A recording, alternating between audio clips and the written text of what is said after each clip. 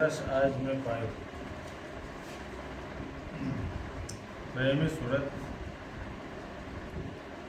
जब अपना बना लेती है, गुरु की शिक्षा ले लेती है, उन्हें प्रसन्न कर लेती है, तो कहती है कि दर पर आँखों के मध्य भाग जब आँख खुलती है तो गुरु की वास्तविक मूर्त का दर्शन होता है, जो हाड़ मास का नहीं होता। वहाँ प्रकाश ही प्रकाश, रोशनी ही रोशनी उसमें है। तो प्रेमी सूरत कहती है कि भाई दर पर बधाई होने लगी। बधाइयाँ होती खुशी की प्रसन्नता की। जब खुशी होती है तो बाजे बजते हैं। तो कहते हैं कि गुरु के दर्शन किए, अब द्वार पर बधाई होने लगी। अब सब पुकारों को दूर कर देती है। गुरु की कृपा तो जल्दी से काम हो जाता है। कहते हैं कि धीरे धीरे गुरु ने मुझको सत्संग में बैठा कर चिता लिया, जगा लिया और धीरे धीरे समझा समझा कर संसार की हर एक चीज़ को बताकर और विवेक पैदा कर लिया। और कहते हैं कि गुरु ने अपने वास्तविक स्वरूप से हमको जोड़ दिया, मिला दिया। सूरत को जो हर्ष होता है, जो खुशी होती है, गुरु के वास्तविक रूप को देखकर बहुत प्रसन्नता होती है, बहुत ही प्रसन्न होती है, क्योंकि उसने तो ये देखा नहीं था कि ऐसा स्वरूप कभी देखने को मिलेगा। तो अब वो खुशी का उसकी कोई ठिकाना नहीं है। कहते हैं कि गुरु की कृपा हुई तो सत्संग में बैठाल करके हमको जगा दिया, अपना बना दिया। अब काम, क्रोध, लोभ, मोह, अहंकार, आशा, तृष्णा, वासना, कहते हैं कि जब आनंद अंदर में मिलने लगा, घट में बधाइयाँ होने लगी, बाजे बजने लगी, सूरत उस आनंद में विभोर होने लगी, तो काम, क्रोध, लोभ, मोह और कर्मों का जो दंड है, अच्छे बुरे का, उससे भी छुटकारा हो जाता है। अब ये कर्मों का, पाप पुण्य का दंड आपको नहीं मिलेगा, ना अच्छे का ना बुरे का मिलेगा। ना काम है, ना क्रोध है, ना लोभ है, ये सब सूख जाते हैं। संसार में तड़पने का अब कोई किसी तरह का झुकाव नहीं रहा।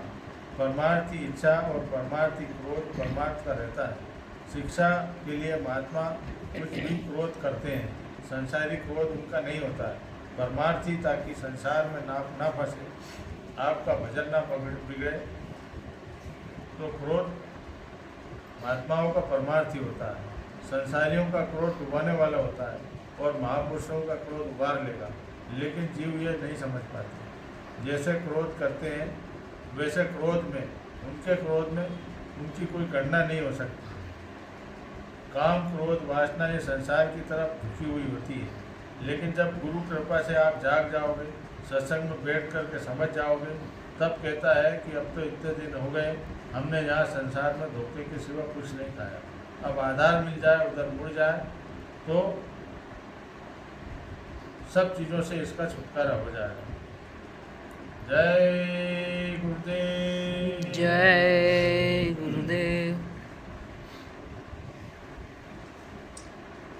प्रेमी जनों, आज के सत्संग में परम पुरुष स्वामी जी महाराज ने बड़ा ही सुंदर विवरण बताया कि गुरु दरस आज हम पाए और घर में आनंद बधाई बजने लगी। तो जिस प्रेमी को अंतर में गुरु का दर्शन हो जाता है, उसके लिए तो सब तरफ आनंद ही आनंद होता है, उसके लिए दुख का कारण नहीं बन पाता। क्योंकि अभी स्वामी जी ने कहा कि जिसको गुरु का दर्शन हो गया, समझ लो उसके जो कर्म है वो भी सब माफ़ कर दी जाती हैं, अच्छे हो या बुरे, सब साफ।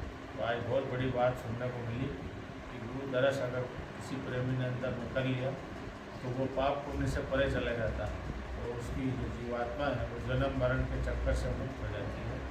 इसलिए सभी प्रेमियों को अपने गुरु का स्वरूप जो है अपने हृदय में बिल्कुल बसा लेना चाहिए। जब भी ध्यान भजन सुमरन पर बैठो तो सिर्फ शिवा गुरु के और कुछ याद ही ना आए।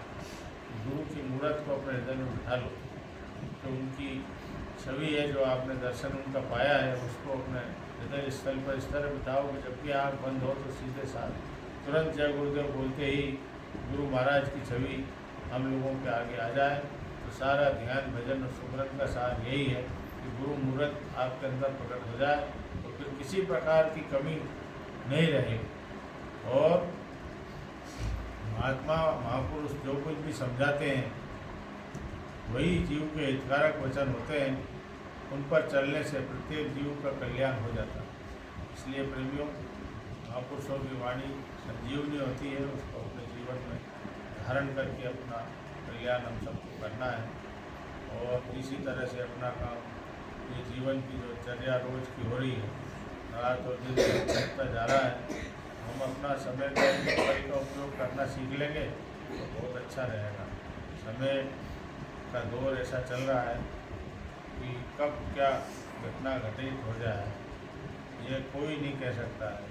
इसलिए इस दौर में हमको अपने मालिक को याद करते हुए अपने जीवन के जो भी बचे हुए हैं याद करते हुए चलना। जय गुरुदेव।